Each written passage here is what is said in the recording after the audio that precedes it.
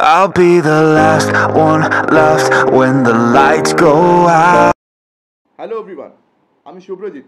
তো আজকে আমি এখানে একটা প্যান ইন্ডিয়ান ছবির একটা টিজার আর একটা বাংলা সিনেমার গানের এখানে রিয়াকশন দেব। তো যে প্যান ইন্ডিয়ান সিনেমার কথা আমরা এখানে বলছি সেটা হচ্ছে কালকি 2898 AD। তো এই সিনেমার কিন্তু এবার একটা ক্যারেক্টারের টিজার বেরিয়েছে। তো সেই ক্যারেক্টারটার নাম হচ্ছে বুজ্জি। তো এই বুজ্জিকে নিয়ে কিন্তু আগে একটা বিটিএস একটা ভিডিও বেরিয়েছিল, যেটা আপনারা নিশ্চয়ই অনেকে দেখেছেন। তো এটাও বেশ ফানি ছিল, বেশ ভালোভাবে আর কি ডিজাইন করা ছিল বিটিএস ভিডিওটা। তো এবারে এখানে বুজ্জির কিন্তু অ্যাকচুয়াল টিজারটা বেরিয়ে গেছে। তো এই বুজ্জি ক্যারেক্টারটা কি, হুজ বুজ্জি? তো বুজ্জি হচ্ছে এখানে একটা ব্রেন। প্রভাস দেখবেন একটা গাড়ি চালায়, একটা স্পেশাল ধরনের একটা গাড়ি চালায়। তো সেই গাড়িটার ব্রেন হচ্ছে বুজ্জি। তো বুজ্জি দেখতে একটা রোবটিক ব্রেনের মতো, রোবটের মতন, মুখটা রোবটের মতো দেখতে। আর এখানে বুজ্জির ভয়েস দিচ্ছে কীর্তি সুরেশ।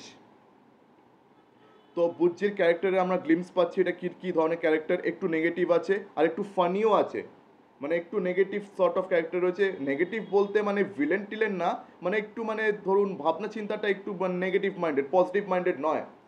আর প্রভাসকেও একটা সিনে কিন্তু দেখা যাচ্ছে চেঁচি চেঁচি বলে যাচ্ছে যে একটা দিন, কমসে কম একটা দিনের জন্য তো তুই একটু পজিটিভ ভাব।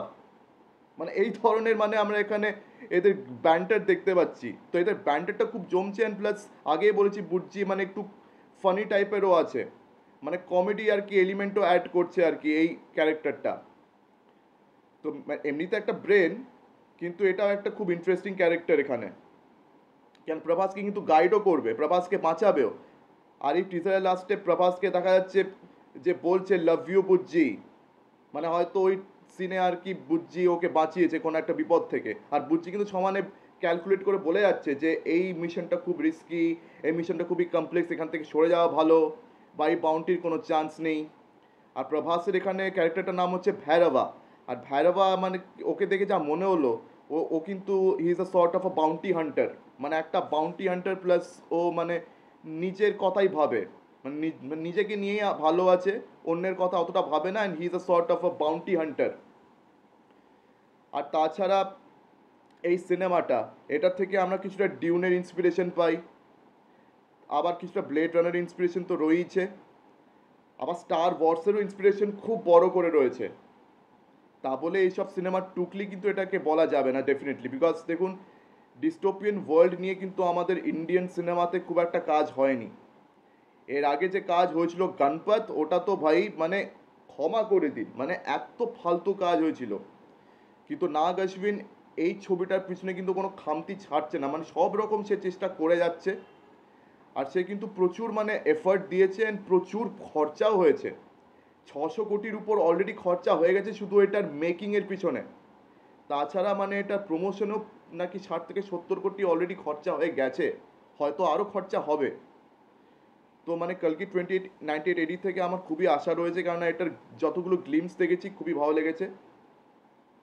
আর এখানে বুজ্জির যা গ্লিমস দেখলাম, বললামই একদিকে একটুখানি নেগেটিভ মাইন্ডেডও আছে, প্লাস ফানিও রয়েছে। আর এদের আর প্রভাসের যে ব্যান্টারটা খুব জমছে বস, ফানি কমিক কমিক একটা ব্যাপারও রয়েছে, সেটাও দেখতে বেশ ভালো লাগছে। তো যাই হোক, খুব অপেক্ষা করছি 27শে জুনের জন্য, বিকজ 27শে জুন এই সিনেমাটা রিলিজ হবে। দেখা যাক সিনেমাটা কীরকম দাঁড়ায়। এরপরে যে বাংলা ছবির গানের এখানে কথা বলবো, সেই বাংলা ছবিটা হচ্ছে অযোগ্য। তো এখানে অযোগ্য টাইটেল ট্র্যাক অযোগ্য আমি, এই গানটা আমার শুনতে দারুণ লেগেছে। এটা এক ধরনের একটা স্যাড সং। অনুপম রায়েরই কিন্তু গাওয়া গান, আর ওনারই মিউজিক ডিরেকশন। ওনার কিন্তু মিউজিক ডিরেকশন জেনারেলি খুব ভালো হয়ে থাকে। আর অনুপম রায় এই ধরনের সিনেমার কিন্তু মিউজিক ডিরেকশন খুব ভালোই করে থাকে।